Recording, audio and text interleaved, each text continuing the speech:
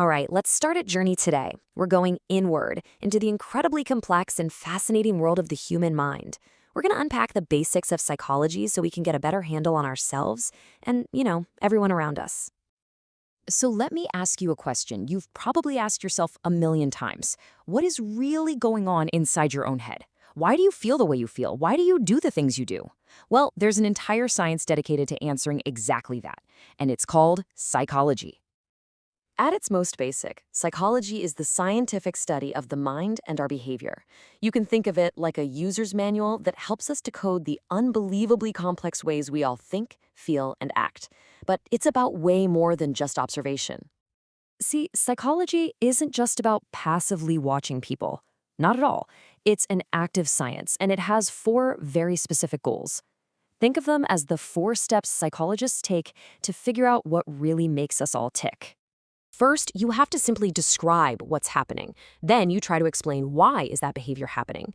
Once you've got a good explanation, you can try to predict what might happen in the future. And finally, the ultimate goal is often to help change or improve that behavior for the better. It's a surprisingly logical process, right? Okay, but that second step, the explain part, that's where things get really, really interesting. Because there isn't just one single answer. Psychology has all these different maps of the mind, or as they're officially known, different schools of thought. Each of these schools is like a different lens for looking at us. Some focus on how we think and learn. Others focus on our potential for personal growth. And some, as we're about to see, look for answers in places we can't even consciously get to. They're all trying to answer the same question: what drives us? And here are 2 of the biggest ones that have historically been on opposite sides. On one side, you have behaviorism. It's all about what we can actually see and measure. It says your actions are basically learned from getting rewards and punishments. Simple. But on the other side, psychoanalysis dives deep, way down into the hidden world of the unconscious, arguing that the real drivers are the things you can't see. And it's that hidden world that we're going to dive into right now. We're going to focus on one of the most famous and, let's be honest, controversial theories in all of psychology: Sigmund Freud's psychodynamic approach.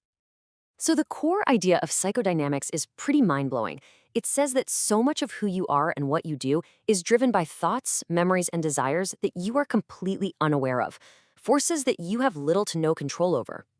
Freud's famous iceberg idea really shows you how huge this hidden part of you is. Your conscious mind, everything you're aware of right this second, that's just the tiny 10% tip of the iceberg. The real powerhouse, about 90% of your mind, is the unconscious, and it's all operating completely below the surface. So what's actually down there in the depths? Well, all kinds of stuff. Forgotten memories from when you were a kid, deep-seated fears you don't even know you have, secret wishes. And even though you're not aware of them, Freud argued they are constantly shaping your decisions, your emotions, and your habits. Now, Freud didn't think this inner world was some peaceful, quiet place. Oh no, he saw it as a constant battle, a never-ending tug-of-war between 3 parts of your personality: the id, the ego, and the superego. It all starts with the id. This is your primal, instinctive self, there from the moment you're born. It runs on one thing and one thing only: the pleasure principle. It wants what it wants, and it wants it now. The perfect example: a crying baby that wants food. That is pure id. On the complete opposite side, you have the superego. This is your internal moral compass. It's the voice of your parents, your teachers, of society, always telling you what's right and wrong. The superego is always pushing you to be perfect, and it's the source of pride, but also, and maybe especially, guilt. And who's caught in the middle of this shouting match? The ego. Think of the ego as the CEO of your personality. It has to operate based on the reality principle. Its whole job is to find realistic and socially acceptable ways to get the id's wild desires met without setting off all the superego's moral alarm bells. So really, here's the bottom line. The id is screaming for pleasure, the superego is demanding perfection, and the poor ego is stuck in the middle just trying to find a balance. Freud believed your entire personality, every single decision you make, is the result of this ongoing internal negotiation.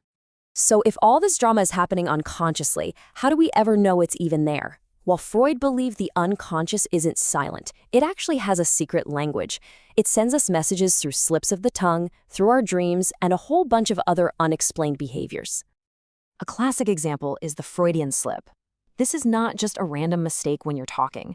According to Freud, it's a moment where the wall between your conscious and unconscious mind breaks down just for a second, letting a hidden thought or feeling escape into the open. For example, imagine a student at the beginning of a long class accidentally saying to the professor, "I'm so glad this class is over." A psychoanalyst would say that wasn't just a simple mistake. It's a direct message from the unconscious revealing how that student really feels. And it's not just verbal slips. Freud famously believed our dreams were the royal road to the unconscious, that they revealed our deepest wishes just in symbolic form. The same goes for any of those unexplained fears or habits we might have. He saw them all as clues, as symbols pointing back to some unresolved conflict buried deep inside us. So, I'll leave you with this thought. Right this very second, your ego is working hard. It's balancing the primal demands of your inner world with all the rules and realities of the outer one. So the real question is, what is it going to let you do next?